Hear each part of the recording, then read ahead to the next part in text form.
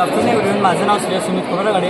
मी Shri mandala Gupta विद्यालय चांदोली इथून इथला आहे. आता हे प्रोजेक्ट म्हणजे कसं तुम्हाला तर माहीतच आहे. मुंबईमध्ये एक घटना घडली, त्यामध्ये कसं काय 16 युवक ते जखमी झाले. जखमी म्हणजे कसे तिथे मृत्यू पावले. आता काय झालं, जो युवक असते तो बोटमध्ये जाते आणि तिथं प्रवासी घेऊन जाते. प्रवासी घेऊन गेल्यामुळं बिघडलं होतं. तर वातावरण बिघडल्यामुळं खूप मोठ्या लाटा आल्या आणि लाटा आल्यामुळं ते बोट पलटी झाली. तर बोट पलटी झाल्यामुळं काही तासांनी ते जे मनुष्य होते ते मेले, कारण की त्यांना एवढे वेळ तर स्विमिंग करता येत नाही. म्हणून हा प्रोजेक्ट बनवला आहे. आता प्रोजेक्ट म्हणजे कसं आहे, हे आहे फिशरमॅन सेफ्टी डिव्हाइस.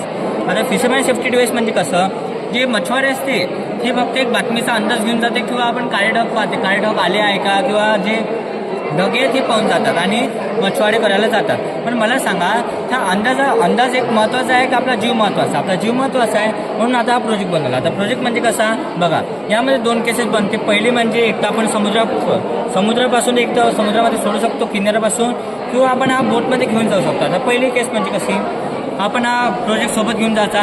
जर आपल्याला वाटत असेल की आता काही धगे दिसत नाही आहे, आपल्याला जाणून घ्यायचं आहे वातावरण कसं आहे काय आहे, तर ते हे ह्युमिडिटी सेन्सर. आता ह्युमिडिटी सेन्सर म्हणजे कसं आता समुद्राची ह्युमिडिटी 80% असते. त्यावरून जर जास्त इन्क्रीज जर झाली तर आपण म्हणू शकतो काही तासांनी हवामान बिघडणार आहे, किंवा काही तासांनी खूप वारे येणार, किंवा खूप पाऊस येणार आहे. त्यामुळे हे ह्युमिडिटी सेन्सर आहे. आता मला सांगा, समुद्राच्या मधोमध कधी आपण आहे ना लाटे बघतो, खूप मोठे लाटे बघतो. त्या लाटेला डिटेक्ट करणारे हे आहे गायरो सेन्सर. आता गायरो सेन्सर म्हणजे कसं, आता जसे बोट हलणार त्यानुसार हे गायरो सेन्सर हलणार. आणि गायरो सेन्सर जसं हललं तर अलर्ट भेटणार.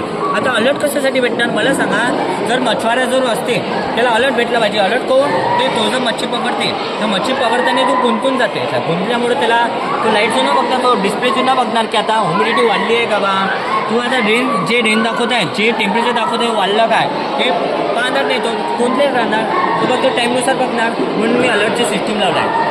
कधी कधी काय होते माहिती का, मच्छवारा आहे एकटा कमवणारा राहतो घरचा, तर घरचा एकटा कमवणाऱ्यामुळं तो एकटा समुद्रात जातो. समुद्रात जर खूप नसला तर आम्ही लावला आहे GPS. आता GPS कशासाठी, आता मला सांगा, तुमच्याकडे जरी फोन असला तरी समुद्राच्या मधोमध कधीही नेटवर्क राहत नाही. नेटवर्क नसल्यामुळं तर म्हणून GPS लावला. आता हे GPS सॅटेलाईटला कनेक्ट राहणार आणि सॅटेलाईट आपल्या घरच्या मोबाईलला कनेक्ट राहणार. जर तो जर फसला असेल तर काही 10 किंवा 20 सेकंदांनी हे GPS सॅटेलाईटला नेटवर्क पाठवणार आणि घरच्याला अलर्ट देणार किंवा तो फसलेला आहे, जेणेकरून त्याच्या घरची जी आहे ते काही ना काही ॲक्शन घेणार. आता हे झालं GPSची गोष्ट. आता इथं लावलं आम्ही ESP. आता ESP कशासाठी मला सांगा, GSP आता कधी GPS होऊ शकते काही इश्यूनं काम नाही करणार, पण ESP करू शकते. आता ESP म्हणजे कसं बघा, आता ESP राहणार आपल्या घरच्या मोबाईलला कनेक्ट, आणि घरच्या मोबाईलला कनेक्ट त्याला माहिती राहणार की जर ह्युमिडिटी आता 30च्या वरती जर ह्युमिडिटी झाली तर आपण म्हणू शकतो काही तासांनी पाऊस येणार, किंवा काही तासांनी हवामान बिघडणार आहे, हे आपण बघू शकतो.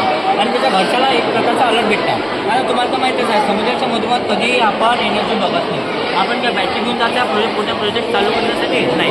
हे सोलर पॅनल आहे. तर सोलर पॅनल म्हणजे कसं, ज्या दिशेने सन मूव्ह होईल त्या दिशेने सोलर पॅनल मूव्ह होईल, जसे की एका सूर्यफुलासारखं. आणि हे पूर्ण सोलर पॅनल एका बॅटरीला चार्जिंग घेईल आणि जे घरचे किनारे असते आणि घरच्यांना पण इलेक्ट्रिसिटी देणार. आणि हे या वाईन सांगतं. वाईन म्हणजे कसं तुम्हाला तर माहिती आहे, समुद्राच्या किनाऱ्यापासून खूप मोठ्या प्रमाणात वारे असतात. तर वारेमुळे हे फिरणार.